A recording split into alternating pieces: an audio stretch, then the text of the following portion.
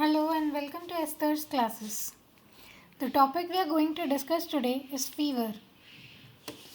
Fever is also known as pyrexia. Fever को pyrexia भी बोलते हैं. ये एक एबनॉर्मली इंक्रीज बॉडी टेम्परेचर होता है जो कि किसी अंडरलाइन डिसीज़ की वजह से या इलनेस की वजह से दिखता है. हम डेफिनेशन देखेंगे. Unusual increase in body temperature above the normal range. Normal range of temperature से जब ज़्यादा बढ़ जाता है बॉडी का टेम्परेचर, ठीक है, जो कि अनयूजुअल होता है, तो उसे हम फीवर बोलते हैं.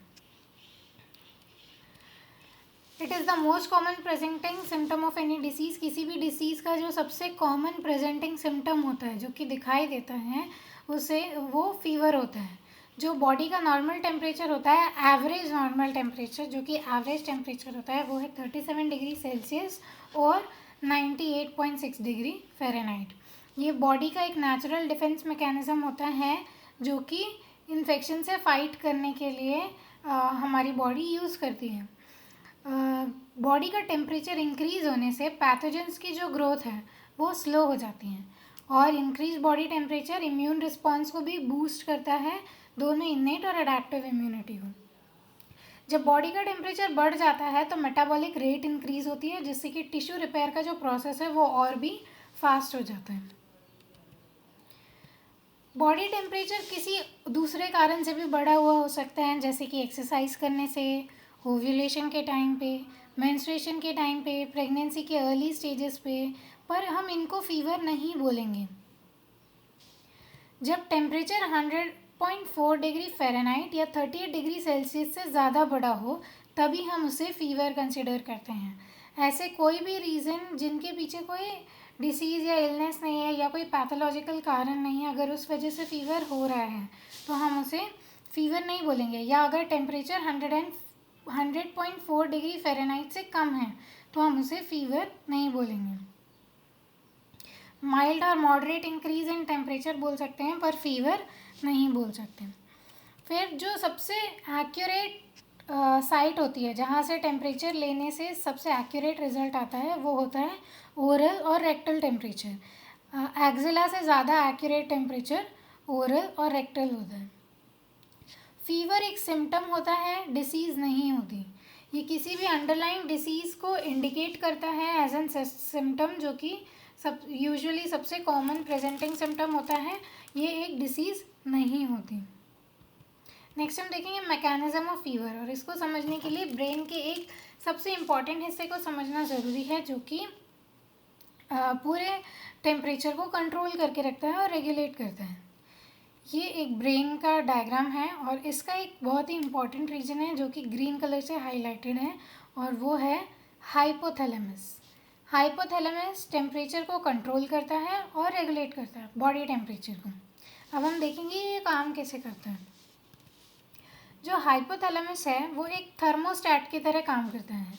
मतलब ये बॉडी के टेम्परेचर को एक कांस्टेंट डिग्री पे, एक नॉर्मल रेंज पे मेंटेन करके रखता है. टेम्परेचर को एक नॉर्मल रेंज पे सेट करके रखता है.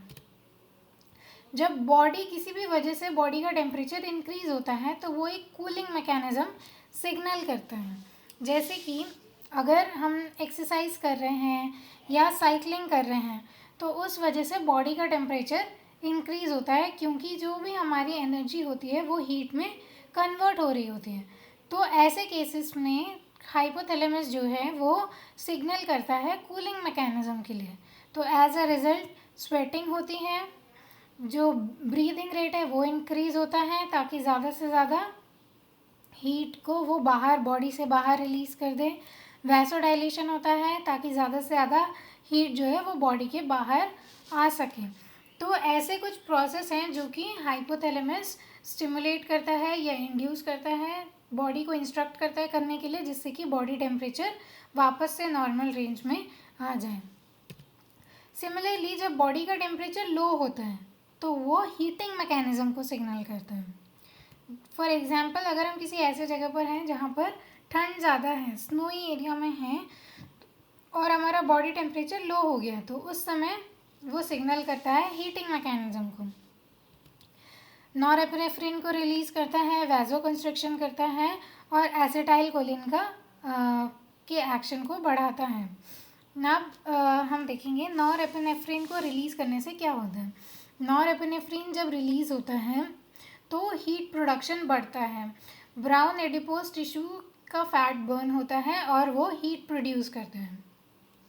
वैसोकंस्ट्रिक्शन होने से कम हीट बॉडी से बाहर जाती है और एसिटाइलकोलिन के एक्शन से एसिटाइलकोलिन मसल्स को स्टिमुलेट करता है कि वो शिवर करें। जब मसल्स शिवर करती हैं या बॉडी मूवमेंट बढ़ता है शिवरिंग के टाइम पे, तो जो केमिकल एनर्जी है वो हीट में कन्वर्ट होती है। तो इस तरह से बॉडी का टेम्परेचर बढ़ता है और एक नॉर्मल रेंज पे वापस से आता है। अब हम देखेंगे कॉजेज़ ऑफ फीवर। जो कुछ कॉमन कॉजेज़ है जिनकी वजह से फीवर होता है वो है इन्फेक्शन, क्लॉट्स, मैलिग्नेंसी यानी कि कैंसर, ऑटो इम्यून डिसीजेस जब हमारी इम्यूनिटी खुद के इम्यून सेल्स के अगेंस्ट काम करने लगती है जैसे कि SLE। फिर मिसलेनियस में वो सारे कॉजेज़ आ जाएंगे जो ये इन्फेक्शन और दूसरे चीज़ों से अलग है, जैसे कि हीट स्ट्रोक, ज़्यादा गर्म एनवायरनमेंट में चले गए, ठीक है, या कोई हार्मोनल इम्बैलेंस हो रहा है, थायराइड इश्यूज़ हैं। तो जो ऐसे ये सारे कंडीशन है वो सब मिसलेनियस में आ जाएंगे। या कोई सर्जरी हुई है उसके बाद अगर टेम्परेचर बढ़ रहा है तो ये सारे कॉजेज़ मिसलेनियस में आते हैं। जो सबसे इम्पॉर्टेंट कॉज है, जो सबसे कॉमन कॉज है फीवर का, वो है इन्फेक्शन। जब कोई इन्फेक्शियस एजेंट या कोई पैथोजन हमारी बॉडी में एंट्री करता है तो एक इन्फ्लेमेटरी प्रोसेस शुरू होता है जिसका रिजल्ट होता है फीवर। इन्फ्लेमेटरी प्रोसेस शुरू होता है इन्फेक्शन के अगेंस्ट फाइट करने के लिए और उसी का रिजल्ट होता है फीवर। अब ये कैसे होता है वो हम देखेंगे। जो हमारे इम्यून सेल्स होते हैं जब भी वो किसी पैथोजन को डिटेक्ट करते हैं तो वो एक इन्फ्लेमेटरी साइटोकाइंस प्रोड्यूस करते हैं और ये सच एज इंटरल्यूकिन 2। और ये इंटरल्यूकिन्स 2 या ये साइटोकाइंस, जो कुछ साइटोकाइंस होते हैं वो फीवर इंड्यूसिंग होते हैं और हम इन्हें पायरोजेंस बोलते हैं। जो फीवर इंड्यूसिंग साइटोकाइंस होते हैं जैसे कि इंटरल्यूकिन 2, हम इनको पायरोजन बोलते हैं क्योंकि ये फीवर इंड्यूस करने का काम करते हैं। और ये पायरोजेंस फिर क्या करते हैं, हाइपोथैलेमस के विद इन एक्ट करते हैं और हाइपोथैलेमस को इंड्यूस करते हैं कि वो प्रोस्टाग्लैंडिन को रिलीज़ करें और फिर प्रोस्टाग्लैंडिन रिलीज़ होता है, प्रोस्टाग्लैंडिन E2 जिसको हम PGE2 भी बोलते हैं। ये थर्मल रेगुलेटिंग न्यूरॉन्स पर काम करता है। जो न्यूरॉन्स बॉडी टेम्परेचर को रेगुलेट करने में हेल्प करते हैं उन न्यूरॉन्स पे काम करता है और फिर ये न्यूरॉन्स जो कि हाइपोथैलेमस में हैं, हाइपोथैलेमस फिर बॉडी को इंस्ट्रक्ट करता है कि वो बॉडी का टेम्परेचर बढ़ाए। एज अ रिज़ल्ट शिवरिंग होती है, वैसोकंस्ट्रिक्शन होता है और फिर बॉडी का टेम्परेचर इंक्रीज़ हो जाता है और फिर ये पूरा प्रोसेस हेल्प करता है इन्फेक्शन से फ़ाइट करने के लिए। जैसे ही इन्फेक्शन से फ़ाइट कर चुकी होती है बॉडी और पैथोजन हमारी बॉडी से बाहर होता है या उनकी ग्रोथ कम हो जाती है तो फिर ये जो साइटोकाइंस हैं वो प्रोड्यूस नहीं होते। एज अ रिज़ल्ट पायरोजेंस नहीं होंगे तो आगे का प्रोसेस भी नहीं होगा और बॉडी टेम्परेचर वापस से नॉर्मल हो जाएगा। तो जब भी हम एंटीपायरेटिक्स लेते हैं जैसे कि एस्पिरिन और आइबुप्रोफेन, तो ये जो ये एंटीपायरेटिक्स हैं वो प्रोस्टाग्लैंडिन E2 इनके मैकेनिज़्म को सप्रेस करते हैं, एक्शन को सप्रेस करते हैं। As a result body temperature कम होता है। नेक्स्ट हम देखेंगे प्रिकॉशन में हमें क्या क्या करना है। बॉडी टेम्परेचर एक बहुत ही इफ़ेक्टिव मैकेनिज़्म है इन्फेक्शन से फ़ाइट करने के लिए और ये इन्फ्लेमेटरी प्रोसेस का एक हिस्सा होती है। पर जैसे कि ये बेनिफिशियल है पर इस बात का भी ध्यान रखना है कि टेम्परेचर को और ज़्यादा बढ़ने से रोका जाए।